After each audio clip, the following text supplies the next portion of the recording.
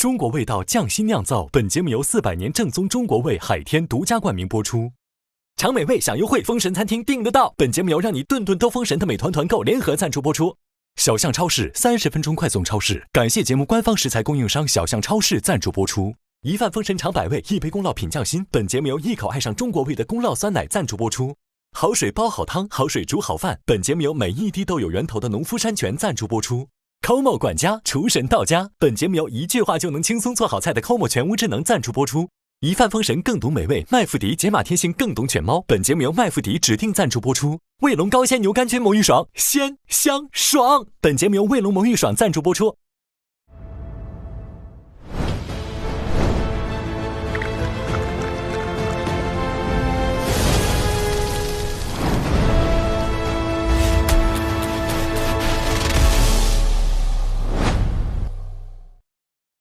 中国味道匠心酿造，本节目由400年正宗中国味海天独家冠名播出。大小厨入局战现在开始。我今年的评判标准也比去年高了。你的结果是出局。天哪，全都没过。不管大厨还是小厨，大家都得拿自己手上的功夫说话。口感是超级好，很产自然的感觉。入局可不敢？入局。恭喜你入局了！耶！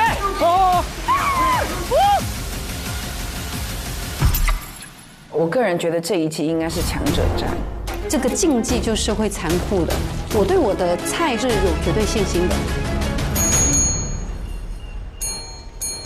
谁给他评啊 ？Vicky， 我的天！你好，你好。这一道菜是北海道的带子。我这一次比赛会做的这道菜，就是从我的私厨的菜单上面来的。豆腐乳去结合北海道的带子，做一个融合的搭配。豆腐乳虽然是素的，可是它经过发酵之后，它产生的那个鲜味其实是非常强烈的。然后把它做成一个酱汁，去腌制一部分带子，做成是塔塔的形式。另外一部分带子，搅拌机打成泥之后过筛，然后把它放到真空袋塑封，去低温制作成盖在塔塔上的皮。这道菜最大的难点是需要把带子做成一张皮，它不可以破，不可以过熟，也不能过多改变带子本身的鲜甜味。很漂亮啊，是冷的。冷的，对。可以勺子从下面一勺挖上来。其实我对味道是有信心的，对，包括摆盘出来的效果，我其实自己也是满意的。那个 scallop mousse right？ 对。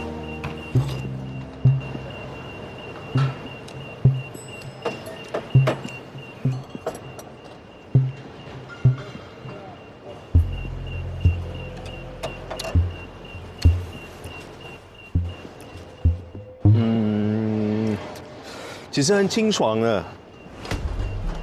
我觉得会进哦，会入局哦。你想法很创新，因为你用了腐乳嘛。对。是不是腐乳？对。但是吃下去的口感应该是很滑的。你用这个吗？对。我不知道你的温度是我的温度是80度。我打的时候是冷的打的，对。然后我猜可能你 blend 的时候呢，可能的机器是发热了。搅拌机应该是冷冻，所有东西一定要很冷。你永远要留意搅拌机有没有发热。因为越热了，很难回去一个滑的口感的。但是如果你搅拌的时间不够，吃下去的感觉也是不对。所以搅拌就是搅到刚刚中间，但是还没发热，这样能搅拌得很 smooth。这是这个位置一定也找得到。But thank you so much. Thank you. 你的结果是出局。好，谢谢老师。谢谢。路人乙出局。我有在问路人乙比得怎么样，听说他有一个步骤是失误了，就很可惜。Hello， 那请介绍一下。这是一个红树林膏蟹烧宁德黄膏。这一道菜我们用3种不同的虾熬的虾高汤，还有猪骨跟鸡熬成的肉高汤，又加一点丝瓜，相当于3种不同的甜度。有海鲜类虾高汤的甜度，肉禽类高汤的甜度，还有蔬菜甜度，3个的鲜味是叠加的。然后这种鲜味的叠加上面呢，我们就把螃蟹跟我们的福建宁德的黄膏烩在一起，所以那个年糕最吸收了最鲜美的那个进去的状态。是一块年糕先，对，你可以用勺子。OK。对。哇！不要吃那么多，对，一点点。对，不然苦了。对。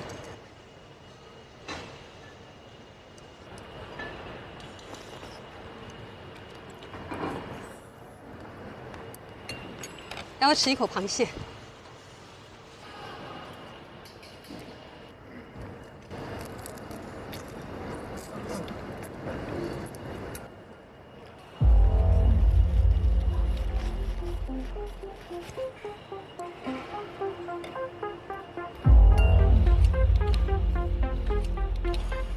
陈明媚大厨，你的结果是入局。陈明媚入局。你现在已经是大厨了，恭喜你！恭喜恭喜恭喜！其实从整个摆盘以及这个方向，这些非常细心的点缀。谢谢 chef， 谢谢 chef。老师。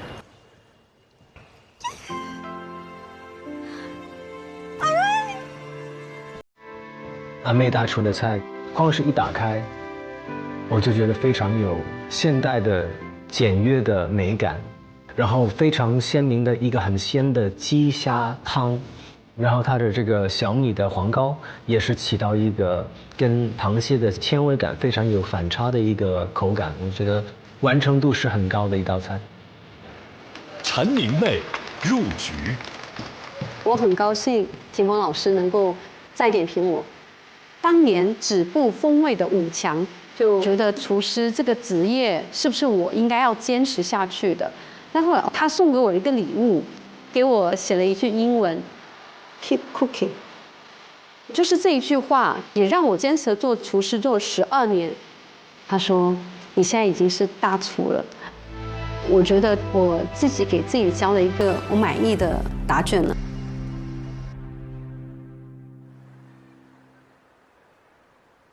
今年我看到2位女大厨，一个是陈明媚大厨，还有个就是张文文大厨。我还挺好奇那个文文，我相信大家肯定记得 Tiffany， 我觉得他们同样就是很厉害的人。然后张文文大厨这么年轻就能当上酒店的行政总厨，这个其实是很难的。其实我觉得文文是一个传奇来的，就是一个女生能够做到那么高端品牌酒店的这个总厨，她付出的努力肯定比我们还要多得多。河蚌，哟，这个是寻龙鱼肚。寻龙鱼肚。对，这寻龙鱼肚有啥讲究吗？我还没吃过寻龙鱼肚，这没吃，这是吃那个寻龙鱼筋是吧？对，就是吃这个东西。对，寻龙鱼肚。那我没用过。我也没用过。我也没有。寻龙鱼肚就是寻龙鱼的鱼标嘛，一般人就只知道寻龙鱼的鱼子就是用来做那个鱼子酱。那张文文这一次就选择用了鱼肚，我也好奇他会怎么样去用了。我今天做的这道菜不是我餐厅里的菜，我是单独研发了一道菜，因为餐厅的招牌菜其实都玩腻了。就自己会觉得没有什么意思。我这次做的菜是炸辣椒寻龙鱼肚，其实寻龙鱼肚很少被用作食材，我试了很多种方法去寻找它的口感，最后发现就是切薄片，快速的去烫一下，口感是脆的，味道是鲜甜的，跟炸辣椒它会很搭配，因为炸辣椒它是软的，炸辣椒，这是个很有意思的东西。这个说起来可能就会稍微长一点。就是古代人为了更好的保存食材，将谷物裹在食材上发酵啊，这个叫做炸。但是我们现在去苗族地区啊、瑶族地区啊，包括土家族、侗族，都还会沿用这种方法，就是用苞米颗粒裹在肉上发酵，就是冬天杀的猪到春天、夏天那个是味道是很美好的。就是有点中式熟成的感觉，对，所以他用这个炸辣椒还是挺期待的。我第一次接触炸辣椒这个食材，我觉得很有趣。别人听到这个名字，一般都以为是油炸的炸，但其实它读炸，第三声。它有发酵的酸，有碳水，有辣，大酸大辣，很丰富，很香菜，就是很有口味，侵略性。包括我也去湘西那里去跟一个阿姨去学了怎么去制作这个炸辣椒。我先选用了湖南本地的土鲫鱼，把它熬制成鱼汤。在出汤的时候，我加了一些紫苏，去它的土腥味，然后拿小火慢慢把它的那个炸辣椒煮软，把它的酸味提炼融进这个鱼汤里面。因为炸辣椒它是软的、酸的，然后寻龙鱼肚它是脆的、鲜甜的。所以我对这道菜还是有信心的。你这么淡定，是故意拖这么久的是吧？还是让我饿一点那个？饿一点，吃的什么都好吃，是吧？来点开胃的。来，你介绍一下呗。我今天做的是本地的一个发酵的食材炸辣椒，然后我搭配了一个紫苏的一个脆片。紫苏脆片我烤的也是紫苏的叶子的样子，它里边放了淀粉跟紫苏籽。烤完它很香，搭配炸辣椒糊会更丰富口感。直接拿一个勺，然后㧟一口，搭配一个紫苏脆片一起吃。对，我给您拿一个，有点烫哦。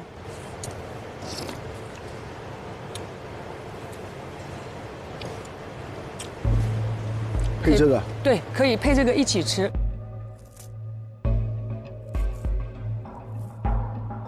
我当时就希望会是荣叔过来评我，因为如果这道菜经过了荣叔的肯定，那我就不再是只感动自己了，这道菜的意义已经达到了。炸辣椒这个调味料，其实我也是孤陋寡闻，然后就研究这个坛子辣椒。对，然后我这罐炸辣椒是去年9月份腌的，因为它是9月份以后的辣椒肉会厚一点。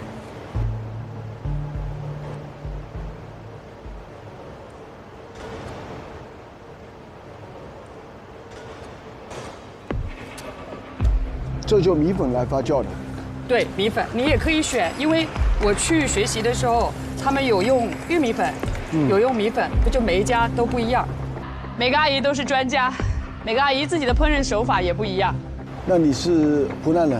我是江苏人，这2年半我就是在钻研湘菜。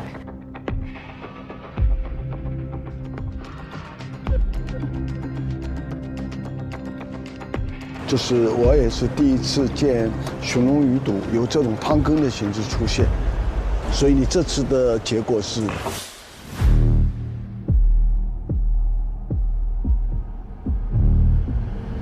入局。谢谢荣叔，谢谢，非常感谢。啊。我是要问问他那个是怎么做，因为他那个寻龙鱼肚，其实我也没有吃过。它的第一口的感觉就是紫苏味特别浓，第二个呢，炸辣椒这个酸辣味，再配上鱼汤，我觉得花了很多的心思。好，这个女主厨能够几年时间研究湘菜，能够到现在这个理解，我觉得她未来还是有无限的可能。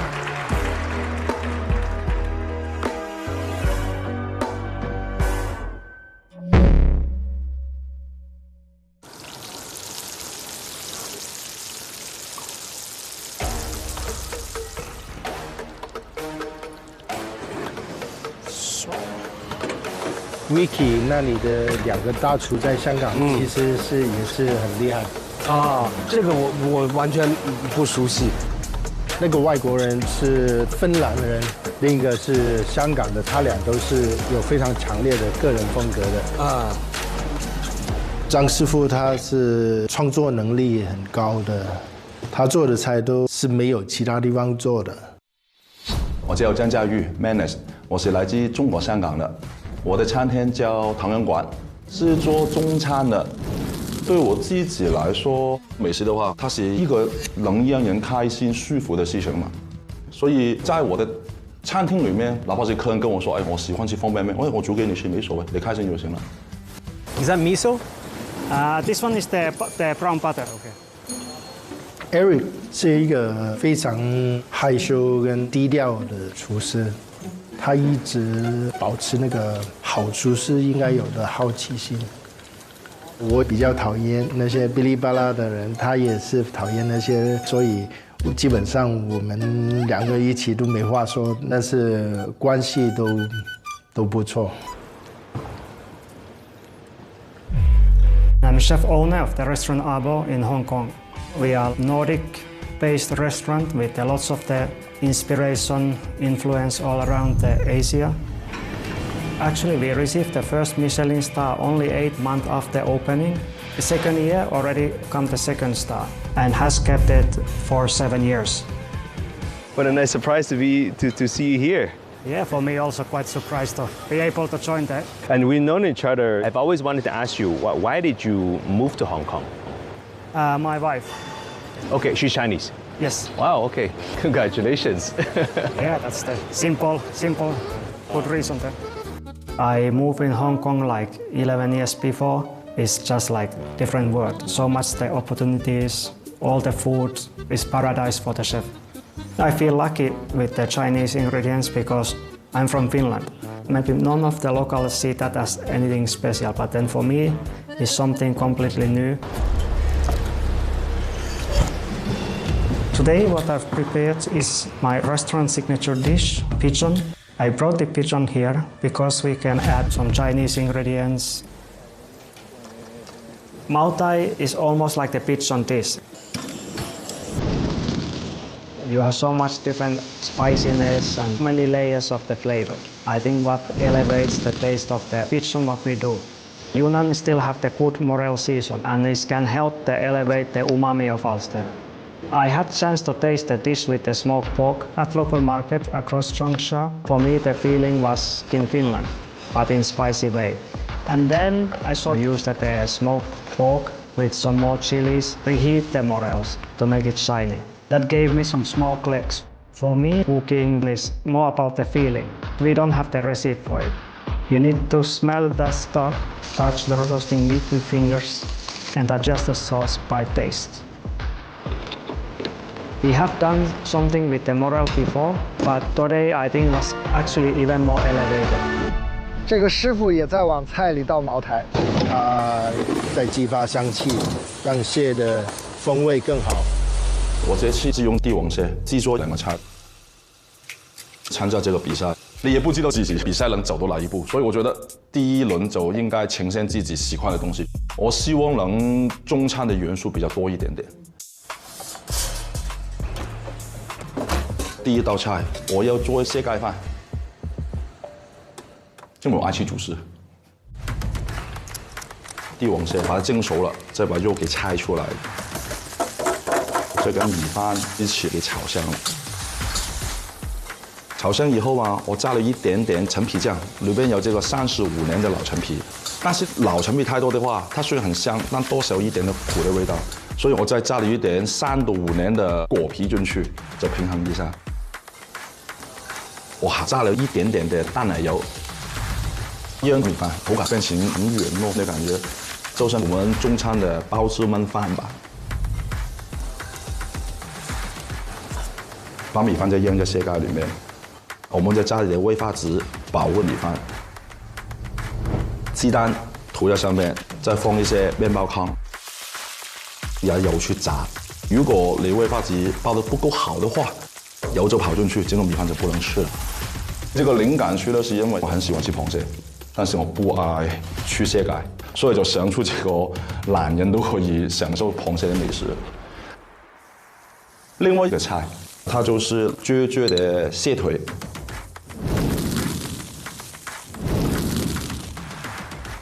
这个菜很特殊的东西，就是菜谱油。在我餐厅里面呢，这个菜谱年份比较小的，但是这期想很纯粹的把菜谱的香味给发挥出来，所以用了潮汕的25年的老菜谱，都是已经腌制到发黑的地步那一种，它的发烧味都很大的。这种菜谱可能10个里面有5个人不喜欢的就。但是你第一轮很大机会给人踢走，那倒不如做一些自己喜欢的东西出来。你哪怕是给人踢走了，我也享受了也行。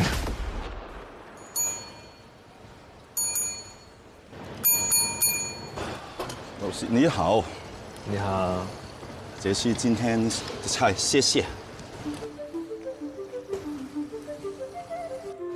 这边这个饭呢，就是拿广东粤菜炸蟹盖的概念去做的。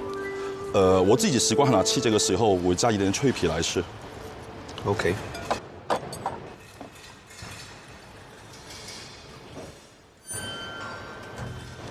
哇，这香味是，里面是一个35年的老陈皮，做了陈皮酱去搭配它。然后底下呢，我用一些烤干的陈皮，用了一个背长炭，还有一些冷泡的陈皮水去制造一个陈皮的香味。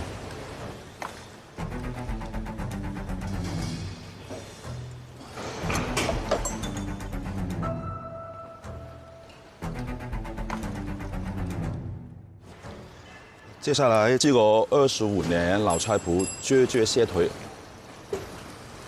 那我都是蟹嘛？啊，对，旁边的不需要吗？其实也不需要，就是这敷料而已。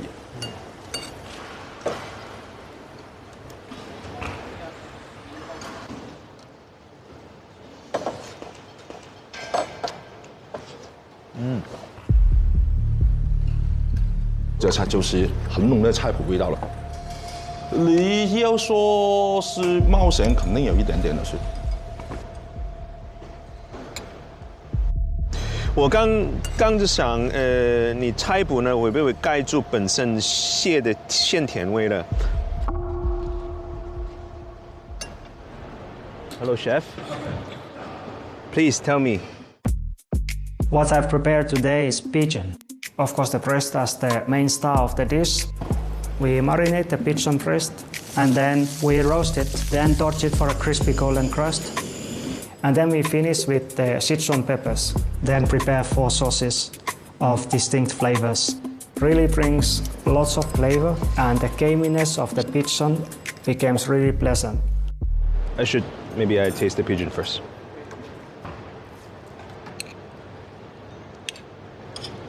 Wow, perfectly cooked pigeon. Beautiful. Yeah.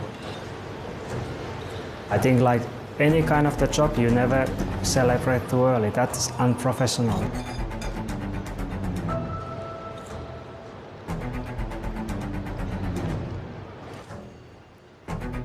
Like today, I just cook with the feeling, no recipes. I use lots of the strong ingredients. The balance can be overwhelming. Morella, I recommend take some egg, so then it's quite like the strong flavors, so the egg gives some balance.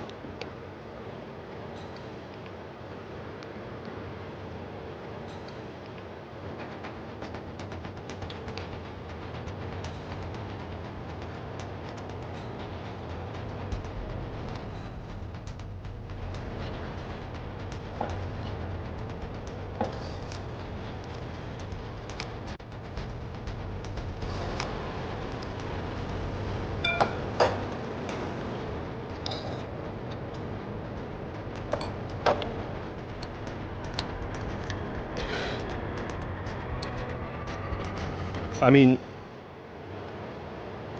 everybody will know that this is a dish from Chef Eric. So, congratulations. Thank you. The pigeon is cooked perfect. The skin is still crispy. It has that sweetness that it needs on top. At the same time, it has a little bit of buzz from the peppers. The morel, I don't think is too strong, but you're right. The quail egg is texture is a lot more sticky. Yeah. And all the condiments, scream so much, strike the balance. So, Wuchi. Thank you.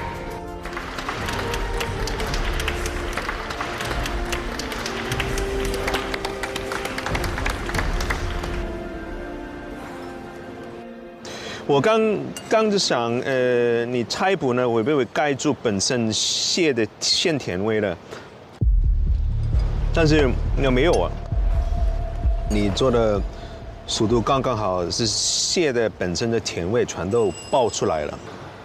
你结果是入局，谢谢，很好吃啊，谢谢。哇！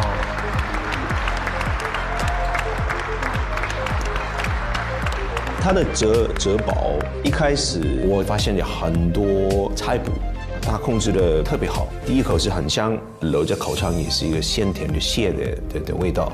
然后它那个饭就是硬水分的焖饭，因为它盖住的蛋酱面包行的一个 cover， 补了在很多本身炒饭的香气。那我吃下去的第一个感觉就是有很多不同的香料。有一点点的香水柠檬，然后里面还有很多蟹肉的香味，但是吃下去的感觉就是超级平衡。复杂的菜要做到平衡很难，还要做得好吃也是不容易，最后要做到有强烈的个人风格，更是看功力。现在入局的越来越多了。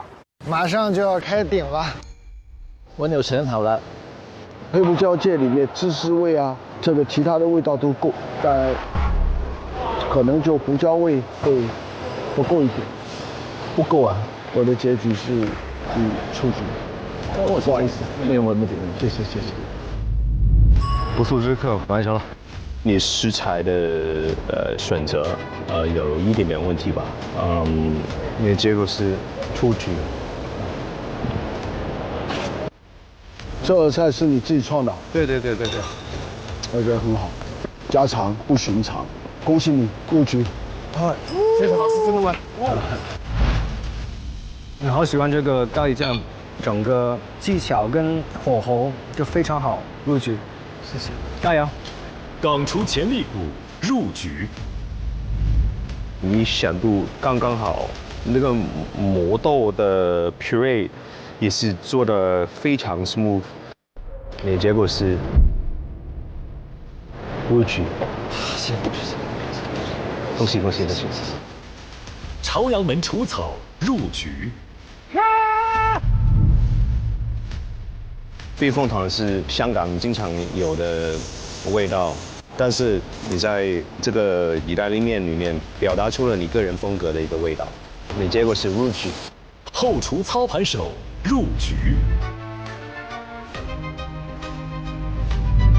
很多时候，很多厨师做海鲜汤味道太重，你的 balance 真的做得很好，入局。谢谢老师。哇，这汤饭看起来真鲜呐！米和汤的融合非常的好。David 老师，你平时做菜的秘诀是什么呢？当然是好水啦，天然的水更能激发食材的本味。哦，我想起了你去年一直念叨的那句话了。好水煲好汤，好水煮好饭。推荐你用农夫山泉煮饭煲汤，真的不一样。时间还剩40分钟。麻烦了，没名额了。Vicky 只有一个名额呗 ，Vicky 队的人要有点紧张的。这2个人要抓点紧喽。做着，看到眼看时间快不够了，入席的名额没几个了嘛，就相当紧张了。其实挺想在那个位置的哦，还是会紧张一些的，因为在这个比赛里，你又要烧得好吃，又要烧得快，还是有一些难度的。但是我就是觉得，反正进去的人几个中间，肯定我会进去的。哇哦，这2个人来头都不小啊。对，他是现在为数不多0年后拿到米其林1星的一个主厨啊！对，说是国内目前最年轻的米其林主厨。00后啊，好厉害！他很厉害。大家好，我是00后新厨，出生于2000年。我获得这个米其林的荣誉之后，也会有一些质疑的声音，就觉得你这么年轻，你凭什么？那我这次当小厨的话，也是为了直面质疑。我认为我没有这个光环，也可以凭自己的实力走到最后。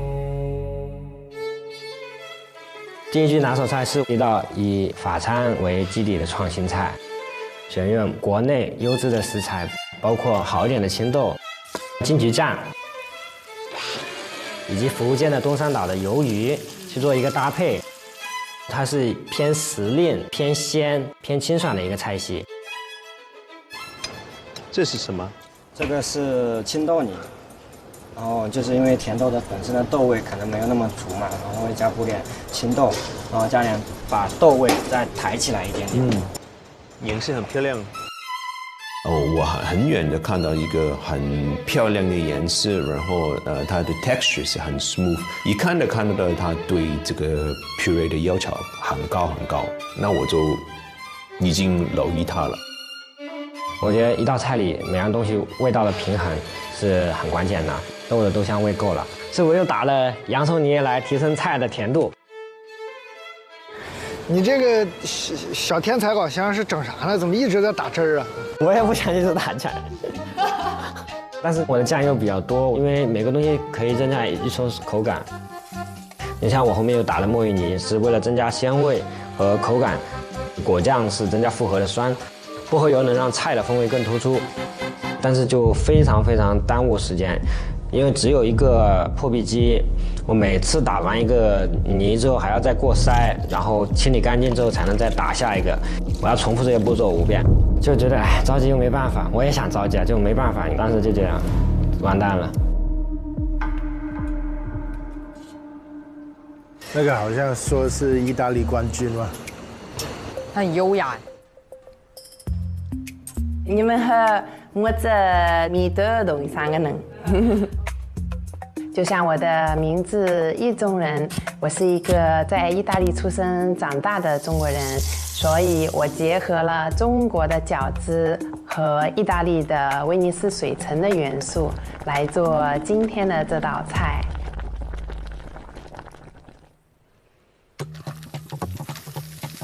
我又用蛤蜊和刚才做的小汤做了一个汤底，这样能带来一些海的风味，然后又用蝶豆花水来增添一些色彩。这每位益州人弄的汤，蓝色的，看着还挺漂亮。做的这道菜叫我是大海 ，I am sea。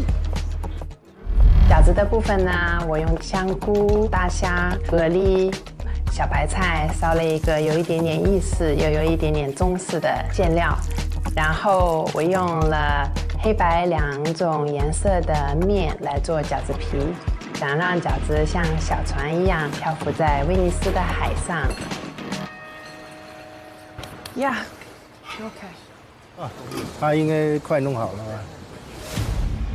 相当紧张了，场上都快没人了，只有一个名额，那先入席肯定有优势，所以我必须得赶紧出餐了。我觉得我可以成为30分之一。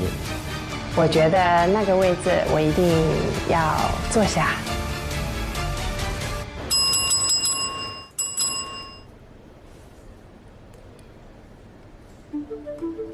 这道菜就是一艘中国小船漂在威尼斯海上的模样。这个呢，请评委就是喷一下上面，这个是雷蒙香水。你可以帮我喷吗？海上的风一样。OK， 可以试了吗？嗯。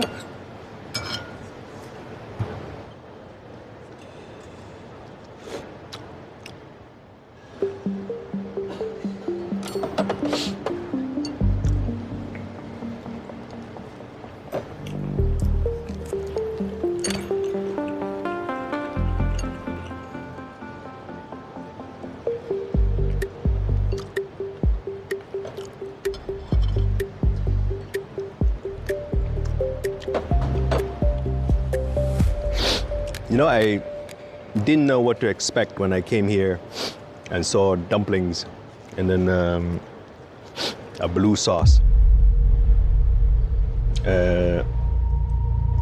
但是这个 sauce 有这个很鲜的蛤蜊的味道。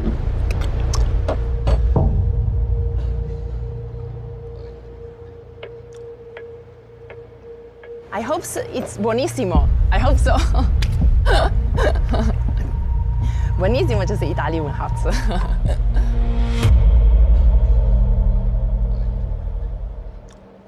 是 buonissimo。是 buonissimo。你行吗？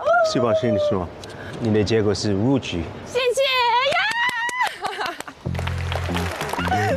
其实蓝色很可怕，因为不是大自然食物的颜色，有不想吃下去的恐惧感。但是他用那个蓝色很有海上面的那个意境，我觉得是很有趣。他们是刚好就需要那个了。评审 Vicky 席位10人已满，就看着每位意中人拿走最后一个名额，就心里拔凉的。Vicky 老师那个这一排人都不落的，我感觉替补的概率还挺难的。请慢用。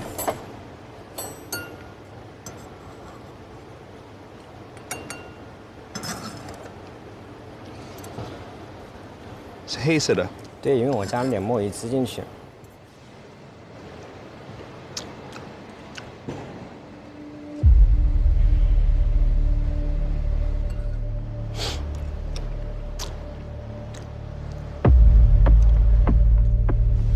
他就自己在那默默吃，他也没有说好吃也不好吃，知道吗？完蛋了，我到底去还是不去啊？到底怎么样？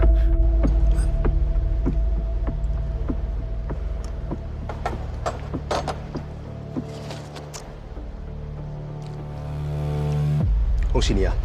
谢谢谢谢。你这个是录取。谢谢维克老师。恭喜你。谢谢谢谢，维克老师。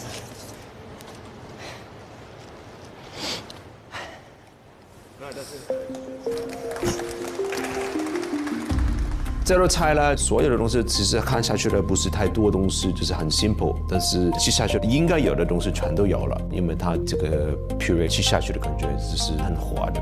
鱿鱼呢，就是刚刚熟的，它呢一般是透明的，吃下去的感觉真的是很嫩、很鲜，还有一点清爽的金桔的 puree， 最后有一点 spice， 很 balance。我觉得今天如果不给他一个入局呢，可能我心里面也不舒服啊。评审 Vicky 选择被替换的选手是，要替一个出来的。天哪，该他们紧张了。天哪，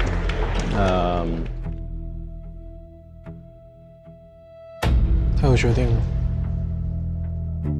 说不紧张肯定是假的，虽然对自己有信心，但是就是怕被替换下来的会是自己啊，因为确实大家都很厉害。当时要进行选手替换的时候，我跟 Vicky 对视了一眼，我也不知道他到底在看谁，心里还是挺没底的。因为我刚刚坐下，我100%也是没有，但是90%我觉得这不可能的吧。比赛规矩就是这样，只有可能入局4个厨师。当时我做了这个选择，其实我应该要对每一个厨师有负责嘛。那我的选择呢，其实就是按照我专业的标准，这是一个很艰难的决定。评审 Vicky 选择被替换的选手是，我要替换的人是。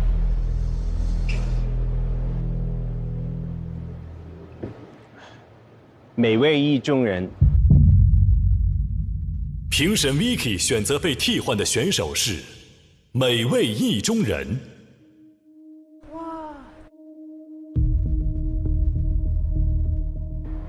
哦，刚上，这个太难受了，这就一瞬间。是啊，这太难受了。Congratulations！ 不好意思，很惭愧，很惭愧。没关系。还是挺失落的，毕竟才刚刚上来，但是没关系，我觉得这也算是我厨艺的一次经历吧。他们2个人都很高水准的能力，但是这个00后生厨，真的给我一个更大的 surprise。美味意中人呢，不是他不优秀，他能够入局，其实已经很好了我希望他，将来一定有加油。荣叔入局席位9位，这是荣叔的第10个名额，过个就没名额了，就要替人了。我看剩1个座位，赶紧抢吧！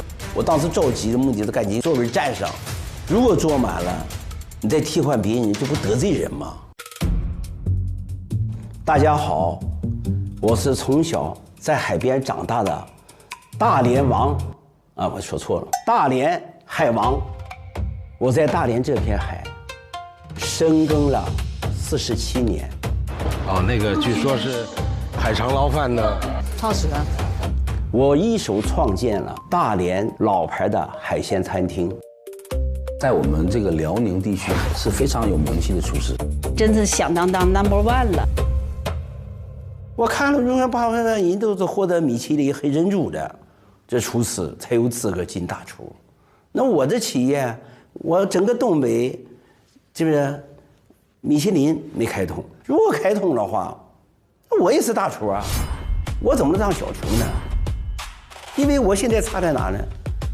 你没有名分，你知道？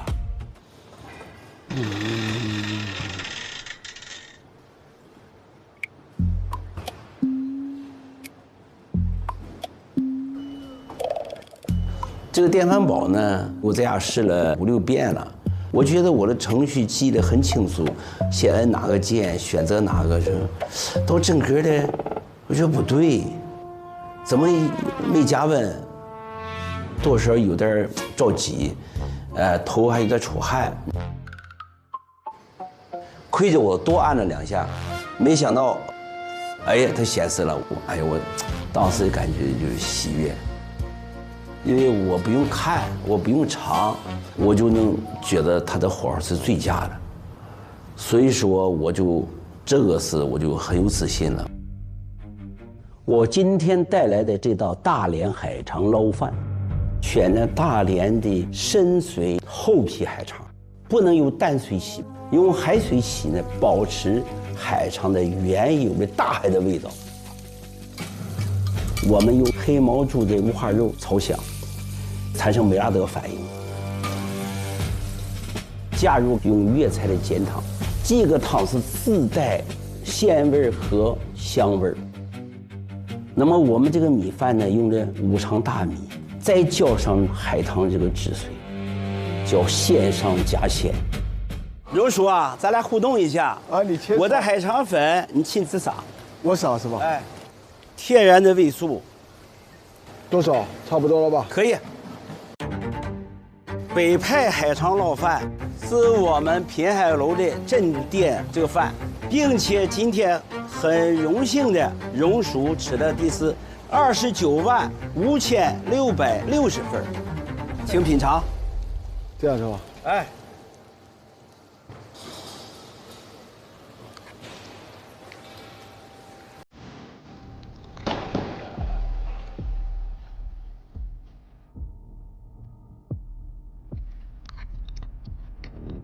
你们猜会过吗？我猜是。我猜够呛。龙叔对海肠拉饭太熟悉、太了解了，他熟悉领域必须要做点创新。这个饭里面加了什么？加的天然水，加的炼乳、猪大油和葱油。为什么要加炼乳啊？它能有点奶香味儿。要是我今天吃的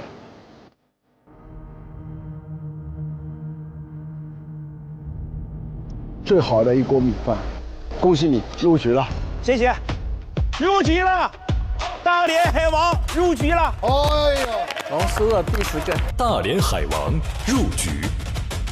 这个海肠的鲜和脆，还有它做的这个红烧的汤汁，再拌下面的一口米饭，就是海鲜和碳水的满足，是我应该吃过最好的一个海肠捞饭。北派海肠捞饭，我做最棒。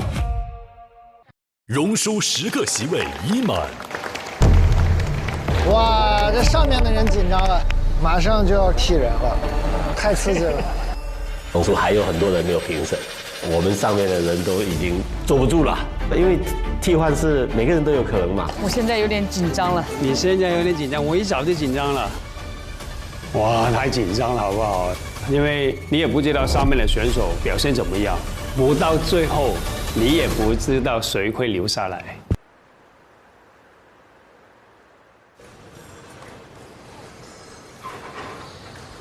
王刚老师在做那个剑手青，刚刚出来的第一茬。老师哇，刘叔好。有剑手青。对啊，这个有毒的吧？我会好好处理的，刘叔您放心。哦，没事，我试菜你别把我给害了。不会不会不会。剑手青的整个全名叫红牛杆菌，它是红色的，手碰到的时候它就会发青变色，所以叫剑手青。剑手青呢有它的两面，一个是有毒性，但一个非常的鲜美，但是要有一个高温的处理。王刚老师是云南菜的代表之一啊，非常值得尊重的一个前辈。王刚老师他在云南昆明的时候，我去跟他学习过，找他这个菌应该怎么去弄，他对云南菜理解还是蛮深的。王刚王总边菜的第3代传承人，所以在我们家的影响下呢，我也从事了这个行业。在驻奥地利大使馆待过，在钓鱼台国宾馆还做过一段时间，接待了很多政要。王刚做那种国宴，真想尝一下国宴的饭到底是放什么调料那种。其实很多年都没有参加过类似这种比赛了，基本上都是我在评审别人了。哎呦呵，这敢这样传剑手青啊！这，他已经有抗体了。对。那么多年付出第一次比赛，其实我是陪儿子来的。年轻的时候，这父亲的头发也这么茂密吗？尽量计划好时间，啊，来不及的，权衡一下轻重，来得及，保证主菜完成。我叫滇小王，我的餐厅呢现在在杭州，叫红林871，主攻的呢其实是云南菜。我可以说自己是站在巨人的肩膀上成长的，甚至因为父亲和爷爷这么大的影响力的这个情况下，他们天然的给我了一层这个保护壳。他的起点就肯定比他同时进入到烹饪学校的那些孩子可能会高一点。我在昆明酒店的时候，他在我那边做了3年多。这个也是我这个做父亲的，帮他近水楼台先得月了吧。他们把我保护得太好了，所以我希望通过这次节目呢，看一看自己真正的实力到底是怎么样。这你爸？对，是啊，对，跟你爸学的还是怎么？跟我爸学过，后来自己学是吧？对，后来自己学，做过法餐，现在在杭州。在杭州是吧？对。自己开店啊？我跟你说这话，我都炒糊了。没事，没有，慢慢来，慢慢来。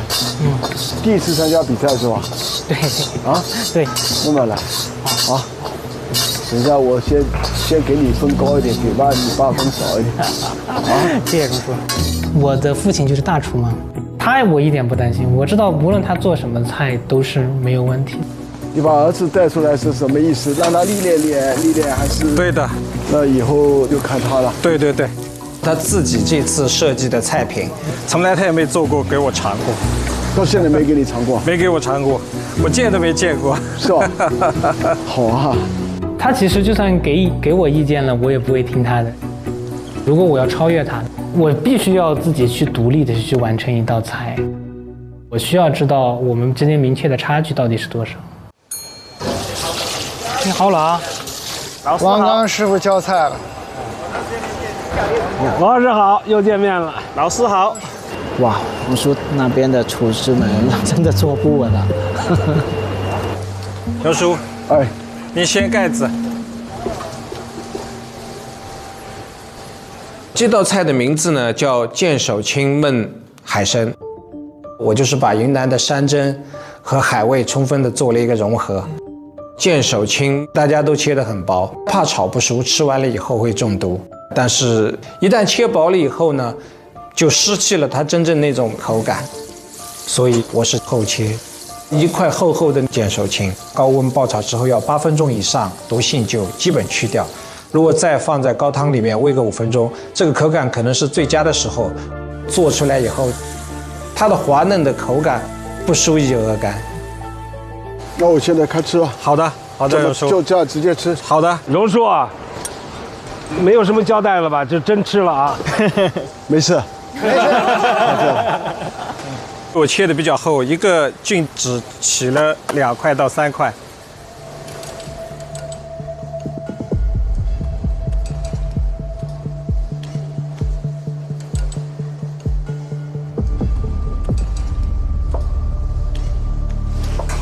我觉得这个其实是这一锅，我们黄玉生可以不吃的，吃牛肝菌就可以了。是的，都说。我就等一下那个老爸出局，儿子晋级吧。黄师傅，我的名额呢已经满了。榕树现在还没有哪一个选手是要期待上面已经坐满的选手，所以心里有那么3分忐忑吧，但是7分是对自己的自信。替代榕树现在的选手，我觉得是可以的。黄师傅，我的名额呢已经满了。我觉得吃到你这个菜，我还是一定要把你来，所以我给的结果是你入局。谢谢榕树，谢谢。哇！这个师傅对菌菇的理解很深，见手青一定要厚切，薄切的口感就没有了。做得太好了。儿子，我插一下啊，这个干啊，那个。哎，你看他尝他儿子的汤，太温馨了。good。现在我们要等待榕树决定替换的人选。哇，榕树马上就要决定了，当场就要决定了。哇，这太残酷了！上面那几个，你说他们有没有那种可能是大厨换大厨，小厨换小厨？我天哪！今年玩的这个太刺激了。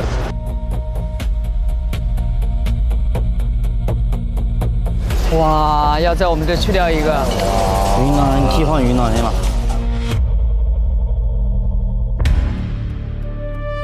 评审榕树选择被替换的选手是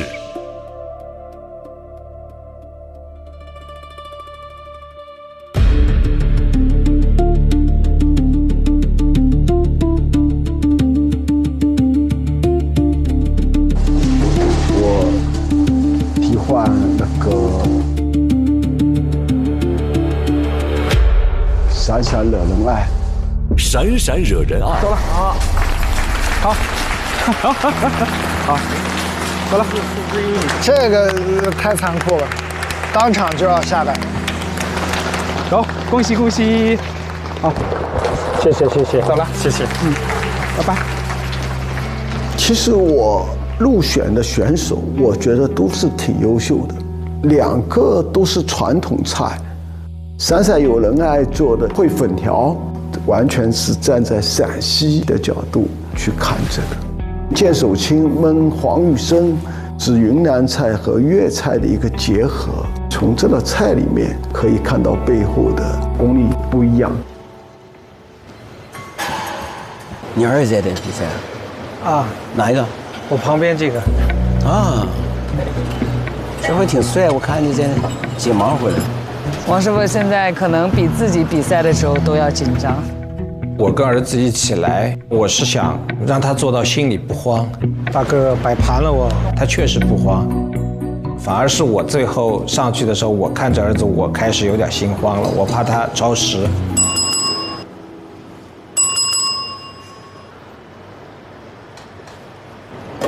好，介绍一下。这道菜呢，我命名为鱼生有礼。我这次把我和太太的爱情的故事做成一个食物的情书，送给我的太太。我把黄鱼拆解做成1鱼3吃，我想表达是粤菜，它馅料广博，技法多样。这个叫鱼里邂逅之称心如意。然后这个呢就是红胡椒柔仁蒸肚脐腩。这个鱼块呢，酥炸鱼块佐鱼子酱。然后呢，你先试一下这个，那个。先吃这个啊，鱼里邂逅的称心如意。那个呢，就是我用这个黄鱼、菜肉，还有那个顺德的大头菜，做馅晾入料身，用鱼汤去煨，然后呢用蟹粉煨扣，也是借这道菜呢，祝大家生活称心如意。这大哥太能说了，厉害，能讲。要不我就继续介绍吧。这个呢就肚脐腩，我就根据就是往往简单、最朴素的方法去烹调，可以把这个黄鱼最本真、最健康、原汁原味的鲜嫩。我觉得应该介绍一个吃一个，边介绍边吃。其实呢，我也是想介绍这菜呢，就是表达了我对爱情的一个看法。往往平凡中有鲜有美。大哥别讲了，再讲他们菜都烧糊了。余生有你，幸福足矣。还没开吃的时候，讲了半小时，菜都凉了。你让我吃吧，你告诉我从哪里吃，慢慢说吧。慢慢说，爱情故事还得说1个小时。先吃鱼里邂逅之称心如意。哎，对，它里面呢就是有那个王鱼的鱼肉做了一个鱼胶，搭配了就是顺德的一个比较乡土的食材大头菜，然后呢还有这个烟仔蟹，这个特别嫩特别滑。这个你试一下。其实这个菜呢，是我曾经呢在广州招呼新加坡总理的同款，结果他特别喜欢你那个鱼肉啊，很嫩、很鲜、很滑，酥炸愉快。因为我想到就是要表达一个感情，就是有时候炸起来就是炸的意思嘛，一炸出来的时候很香、很酥、很脆，是不是这个口感？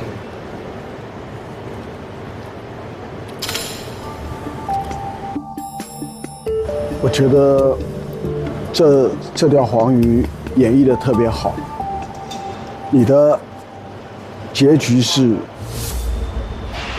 陆军，谢谢。然后其实我的名额已经满了，但我还是觉得你的才华应该录取。其实第一口下去的时候还是有功力的。我觉得杂物里面它的脆度啊，包括蒸的火候，这个都控得很好，一看就是一个粤菜里面的高手，所以我也没犹豫让它录取。大黄鱼品质好的关键是要呈现整齐的蒜瓣状，肉质细嫩糯滑，自带清雅鲜甜气息。只有这样的品质的黄鱼，才能最大程度的去释放嫩度，激发它的浓鲜。粤菜引擎入局，榕叔的那个黄鱼那个入局了，又要踢掉一个人。好，谢谢。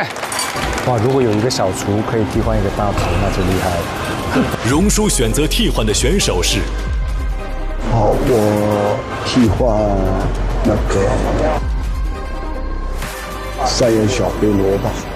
山野小背篓。得了。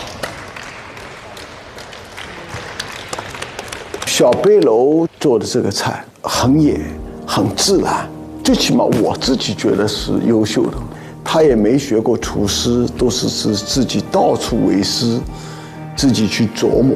他的见识，毕竟跟其他的厨师还是差很多，这是可能我心里担忧的。走了，走了，走了，谢谢。能获得榕叔认可我做的这道黄鱼，非常的荣幸，太激动了。而榕叔他本人对黄鱼本身的肉质口感要求特别高。做这道菜之前呢，我确实研究过，野生黄鱼肉质好，但是价格不够亲民，很难到日常餐桌上。俊海用固定网箱养的黄鱼便宜，但是它的肉质松散，很容易有土腥味。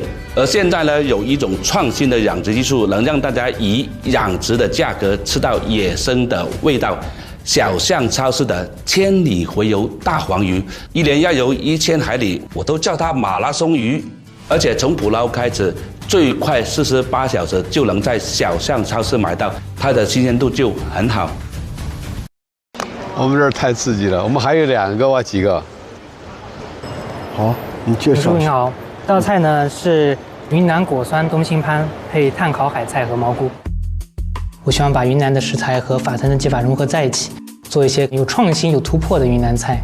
这是云南的米线，腾冲的饵块，只是我给它切成了切细了。对，以后我好在这接我儿子。跳下去接。抱上来吧，他待会儿。我们两个从小感情就很好，我从小到大没打过他，没打过他。这个孩子真的很棒，我希望他能够多入围几级。那我这样淋上去。好，然后搭配着一个炭烤的大理海菜。他那个汁调的挺好的，刚才我上来的时候我尝了一口，这个应该配鱼是非常好的。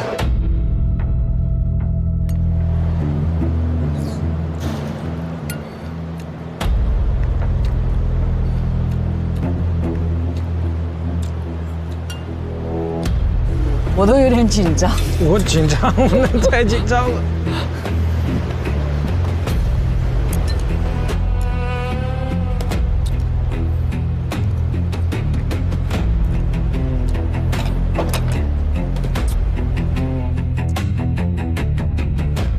杨叔，你把我换了吧，让他来。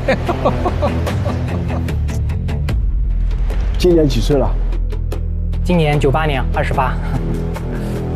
好，你的结局是出局。我希望下次跟你爸学的时候能够再提升。好的，好。如果他跟他爸商量的时候，他爸肯定不会让他出这道菜。普通的不能再普通。滇小王出局。其实最好的东西，可能就是在你身边最亲近的人，只是你平时你看不到，你不以为。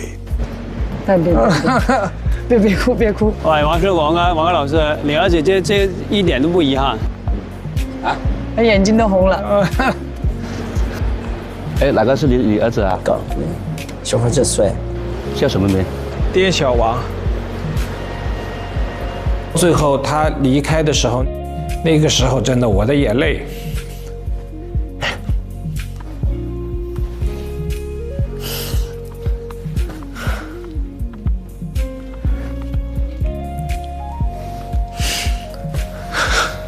其实那个时候我真的，我就觉得那么好的孩子应该有一个很好的这种展示的机会，所以我一直觉得我应该可以替换他就好了。给你捶捶。我感觉你要哭了。其实有些时候，我觉得他看我的时候是有滤镜的，因为我们的关系在这里嘛。所以这也是为什么我来参加节目的意义，因为我就不想因为这个滤镜，然后让我盲目的自大这样的，所以我觉得蛮好的，其实，因为我的目的已经达到了。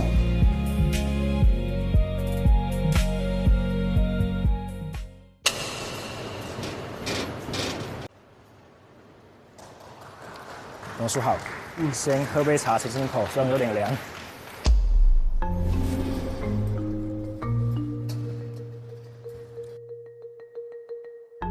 这个叫做千秋带一壶茶哈，先把茶喝了再做菜。一开始我觉得我时间是很充足的，所以呢我就一点都不慌。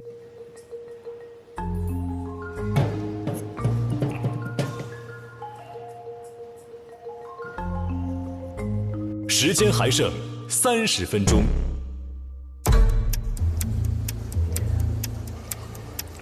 一碗清粥，你得快点啊！你先浇了会有优势。我那时候菜品已经是制作完成了，但是我没按铃，是因为我回头看了一下荣叔在试吃选手的那个菜品，所以呢，我就想等评委试完菜之后我再按铃。我就先把菜放冰箱里了，因为我的这道菜还是得保持一个低温的一个状态，才是一个最好的口感。丁小王按铃，丁小王按铃，丁小王按铃。但是这个时间其实已经有选手抢先按铃了。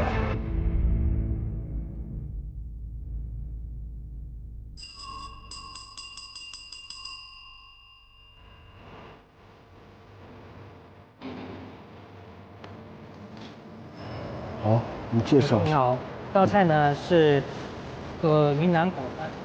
我这是最后一个按铃，那我这个就又等很长的时间，这可能会导致我后面的菜品不能达到一个完美的一个状态。我看着碟子的温度已经回到常温的时候，我已经开始越来越慌乱了。这个是临时的一个状况，就完全打乱了我一个计划。龙叔好，先喝杯茶，清清口，虽然有点凉。最后一个了吧，龙叔最后一个了吧？我都出汗了吧？最后只剩下一个那个一碗清粥了，那是最紧张的时刻。当然，因为坐在上面的人都希望说不要再有入籍人上来了嘛，大家就那个不用再配替换嘛。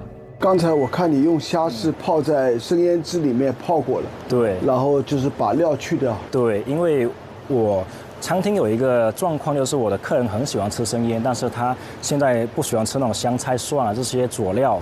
然后呢，我就想着把它过滤了之后呢，再来泡这个虾，使这个虾还是有传统的生腌的一个底味。然后我结合了成都的一个非遗皮蛋，蛋黄部分用一点生腌汁去佐味，酿在我腌好的这个虾上面。然后上面我用自己泡的一个辣椒醋做了一个醋冻和蛋清，点缀在上面。现在是完全看不出来，所以你只有吃的时候才能感觉得到。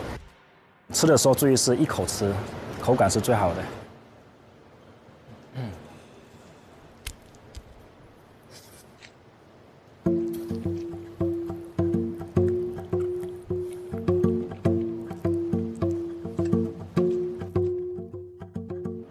虾肉你这么软糯是敲过它？我没有，我在虾的背上划了3刀，对，所以它的口感不会太紧实。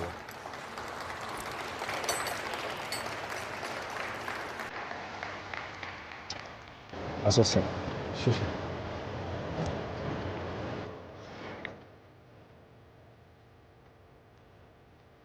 荣叔吃了我的菜的时候很严肃，他也没有什么表情，就一直很犹豫。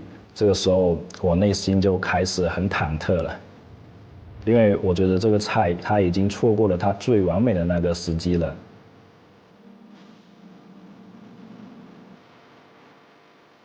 早教嘛，对，哎，这个有比赛策略的，这确实很吃亏，明明是可以早教的菜。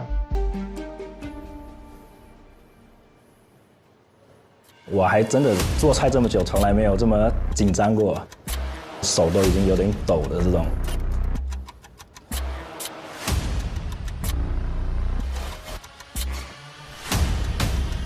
荣叔在那里考虑了半天，看到他纠结的时候，我觉得又不稳了，他这把刀又要拿出来了。好，一碗清粥，你的结局是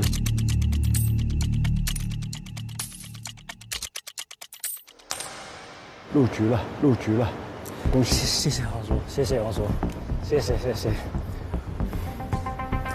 谢。喝着茶过关了。对啊，就默默的喝点门茶就过了，还挺厉害。一碗清粥，入局。哦，加油！他做一个生腌的虾嘛，这个其实不是很难，但是他创意是什么呢？把皮蛋里面呢就分成2层。溏心皮蛋再加皮蛋的皮，然后在2个皮蛋之间用醋再滋了一下，变成了很立体的口感。但我没吃过这个生腌虾的呈现方式，听都没听过，又得砍掉一个人了。荣叔，请选择您要替换的选手。又一次那个残酷的时间，我就在想说要做好准备吧。能让荣叔这么的难决定的一个小厨，肯定对他特别有认可的。说实话，我是紧张的，我现在三面人都紧张。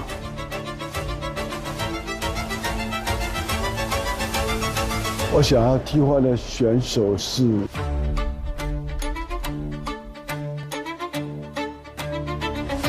吉吉厨皇，吉吉厨王。啊，他被替换走了。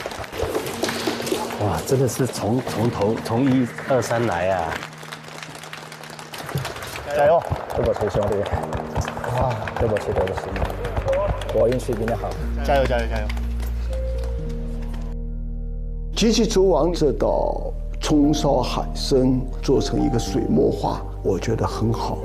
但在想象之中，但是这个一碗清粥，它这个创意最起码在我的想象之外，所以这是两个区别。哇！等这么久，纠结呀！时间还剩10分钟，这还有好多没交卷的，我也很意外。这后面的得多乱呀！结果都是快的要时间。哇，这些没按铃的人，他如果真的时间没有进去，有点可惜了。I wasn't scared. Was not gonna finish in 2 hours. That was the biggest concern. 时间开始倒数计时的时候，大厨、小厨们都在上面盯着我看的时候，这种压力上升的非常快，我感觉我的手都是在抖的。其实很多选手他们都以为就是做120分钟就把时间用得越满越好，但其实越到后面没有时间的时候，你的心态肯定会有波动，这样越容易犯错。光头酱这边刮到，能不能叫他弄个 OK 泵？有一些人他来到这个舞台会有一些紧张感，也会影响到他们的一个发挥。时间还剩5分钟，快没时间了，紧张。时间都来不及了。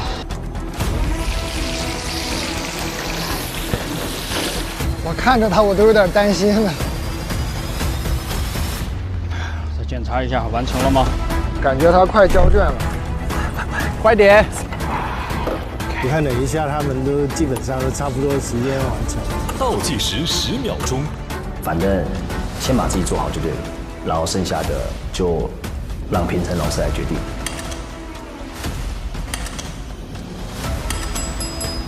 Elevator range finish。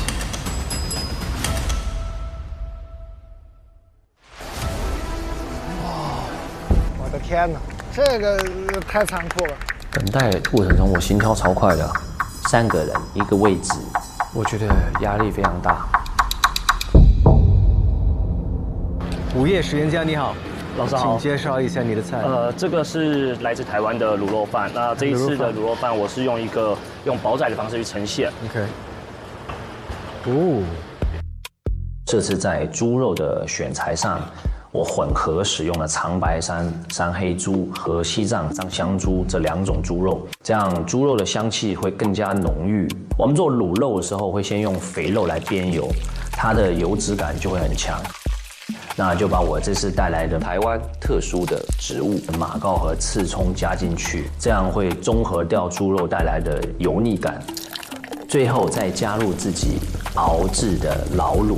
卤肉饭对我来说就是一种思念。有句话是这么说的：比起日出，我更喜欢日落，因为日落的那种感觉是告诉你该回家了。我也想传达这个东西给大家。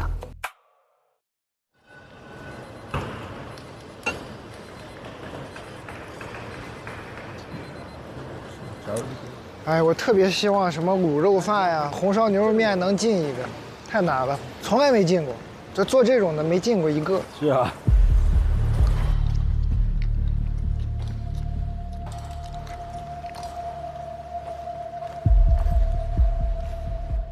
我在很专注在看他的表情，他微笑，然后点头，然后我在想，我心里很紧张，是点头是什么意思？你倒是说句话呀。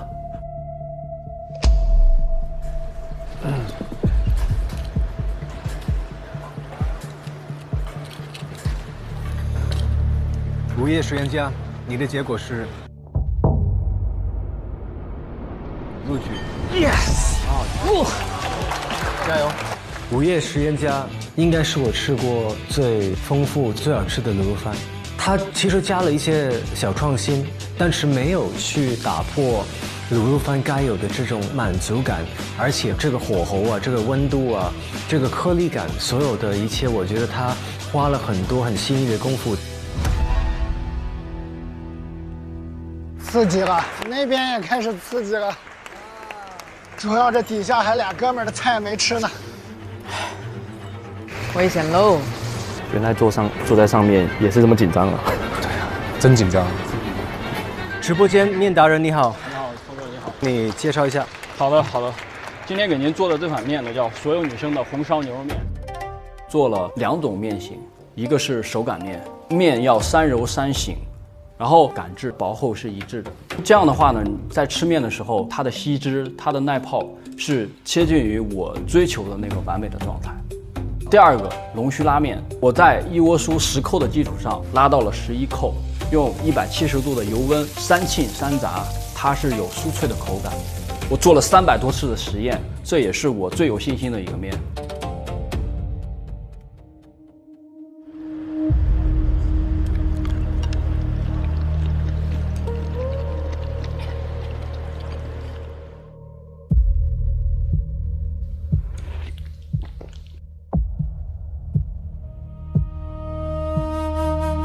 为什么这么喜欢做面？因为我爱吃。这个吃完之后呢，您可以吃一下泡椒芥蓝，野山椒的泡出来的，自创的。然后最后呢，吃完之后，您可以加一下，它有甜味，又有咸味，而且又有种酥的脆感。首先，我觉得非常感动，就是看到一个年轻人这么专注的去钻研我们的一个美食，2种面都非常有你自己的个性。危险喽！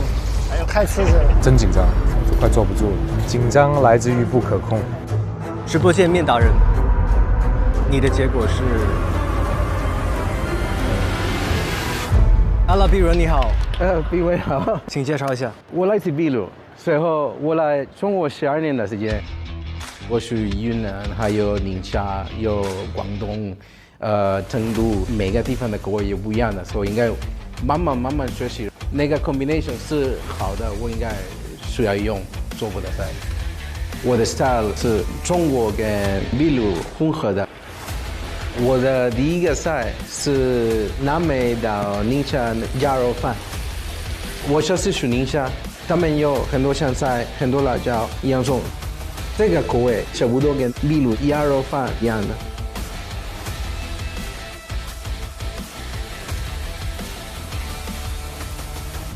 这个哥们儿就是阿拉庇湖人啊，他是说是从庇湖到宁夏，完全想不出来会啥味儿。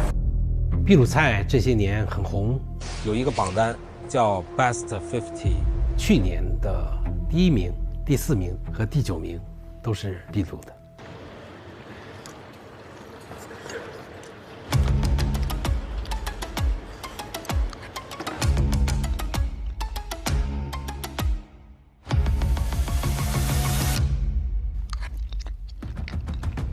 我当时就有一种感觉是，其实，在上面压力也不输在下面。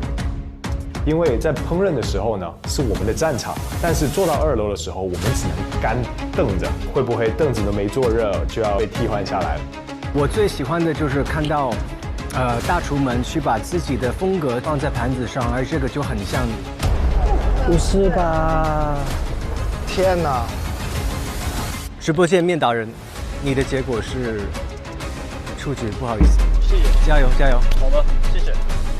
好紧张啊，不到最后一刻不放松。你的结果是？紧张啊。比赛的时候没出汗，现在出汗。你的结果是出局。如果有这么多的世界各地的元素的时候，它会很容易融合不了。没了吧？全部人没了吧？恭喜各位到场！有吧！不好意思，不好意思，我手。搞定了！好吓人啊！好吓人！好吓人！大小厨入局战的比拼已经全部结束，恭喜你们！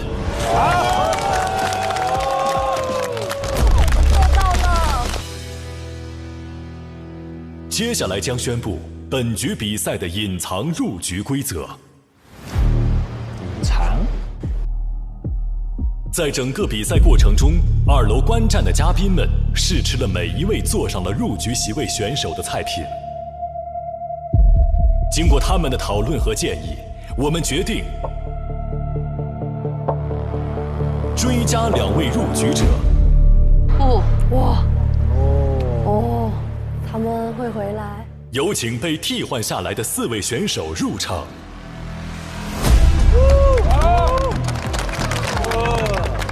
加油！雷大都得回来。山野小背篓，闪闪惹人爱，急急厨王，美味意中人。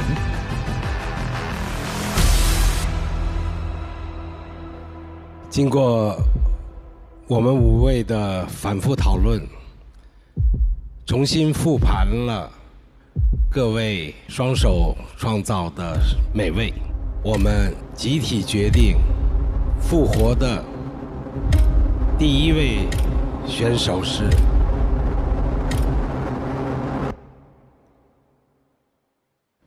山野小背篓。加油！加油！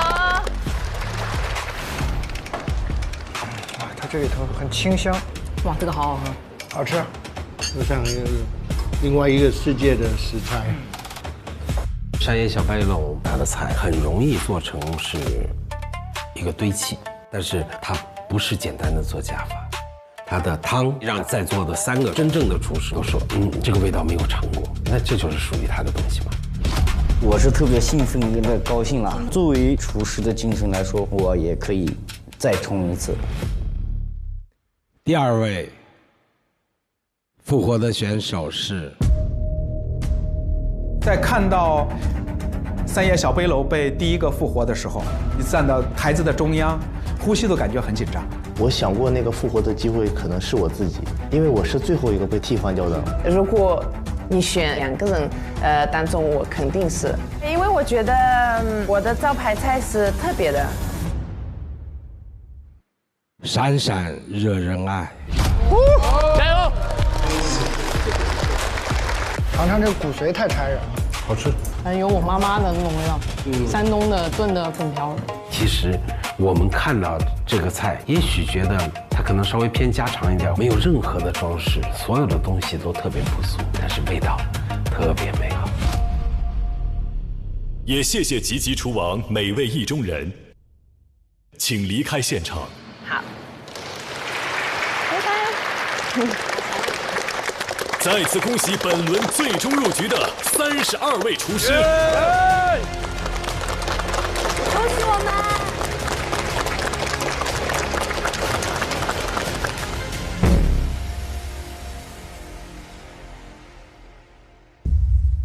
有请小厨入场。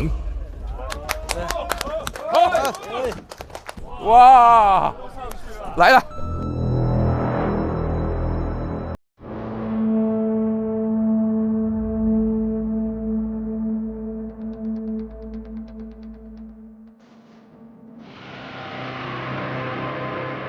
哇，在那儿等着我们了。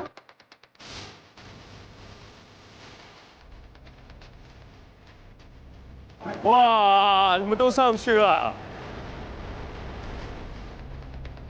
他们不会要挑我们挑战吗？接下来，我们即将开启新一轮的比拼。哇，这什么呀？这什么东西？哇！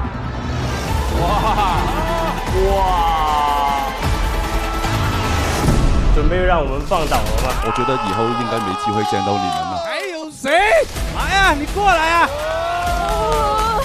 限定的食材、限定的辅料和限定的设备，我觉得挺有意思。可以拼了，信心肯定有的，因为本身在生活中我就是大厨。哦，他们3个都一样食材的。来过。没有，我看榕树饿了。这道菜像个国宴菜，18个挑不出一道菜不好吃的，很难选的。注意是，如果淘汰，则2人同时淘汰。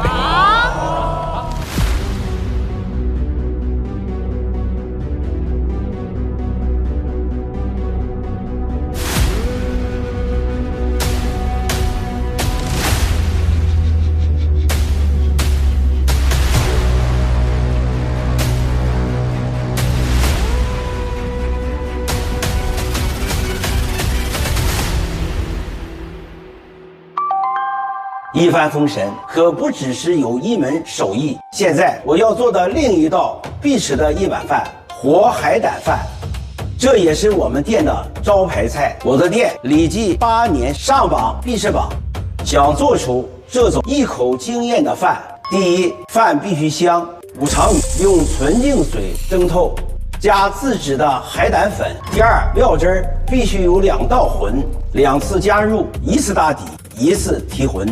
第三，食材鲜厚，整整的6只大连黄金胆，饭香，灵魂料汁儿点缀，这一口才记得住。我的店在大众点评必吃榜上榜8年，让人记得住，不是因为做法复杂，是因为它真的好吃。无论是大连还是到哪，找好吃的上必吃榜，没错。每周3、周4来腾讯视频看《一饭封神》第2季，12点 SVIP 更新 ，VIP 次日12点抢先看1周。每周5、12点 SVIP 惊喜加更，看更多正片未播精彩内容。每周6、12点 SVIP 更新会员专享衍生一饭小馆，畅聊正片幕后。每周日精彩衍生一饭家常菜，看大厨教你做家常菜，更有各种精彩花絮不定期放送，不定期惊喜直播等你解锁。中国味道匠心酿造，本节目由400年正宗中国味海天独家冠名播出。尝美味享优惠，封神餐厅订得到。本节目由让你顿顿都封神的美团团购联合赞助播出。小象超市30分钟快送超市，感谢节目官方食材供应商小象超市赞助播出。一饭封神尝百味，一杯宫酪品匠心。本节目由一口爱上中国味的宫酪酸奶赞助播出。好水煲好汤，好水煮好饭。本节目由每一滴都有源头的农夫山泉赞助播出。Como 管家厨神到家。本节目由一句话就能轻松做好菜的 Como 全屋智能赞助播出。一饭封神更懂美味，麦麸迪解码天性更懂犬猫。本节目由麦麸迪指定赞助播出。卫龙高鲜牛肝菌魔芋爽，鲜香爽。本节目由卫龙魔芋爽赞助播出。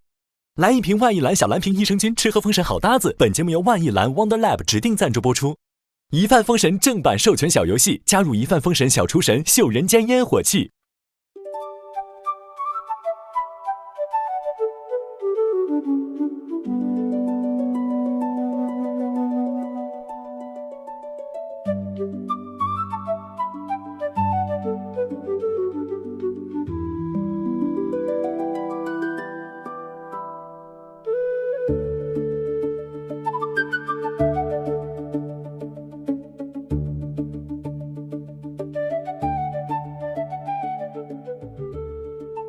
上微博进入一饭封神话题页，为你喜爱的厨师打 call。上微博参与一饭封神话题讨论，获取更多独家精彩花絮。上微博参与一饭封神2二创大赛话题讨论，赢取更多精彩福利。上微博参与一饭封神2观后感话题讨论，分享你的节目观后感。关注新浪娱乐，精彩内容早知道。下载网易小蜜蜂，看更多年轻人的朋友圈。超1000万留学生都用有道词典 AI 同传。上知乎参与一饭封神2问题讨论，参与知乎剧综圈子活动，解锁惊喜好礼。上百度 APP 搜索百度娱乐 get 更多娱乐精彩独家内容。上百度搜索一饭封神第2季，精彩内容尽在百度百科。上新浪新闻客户端搜一饭封神，看节目更多精彩内容。看新闻用 Zaker， 关注最新节目资讯。中华万年历 APP 陪伴成长，记住一生乐趣。西窗竹 APP 品味中国诗词之美。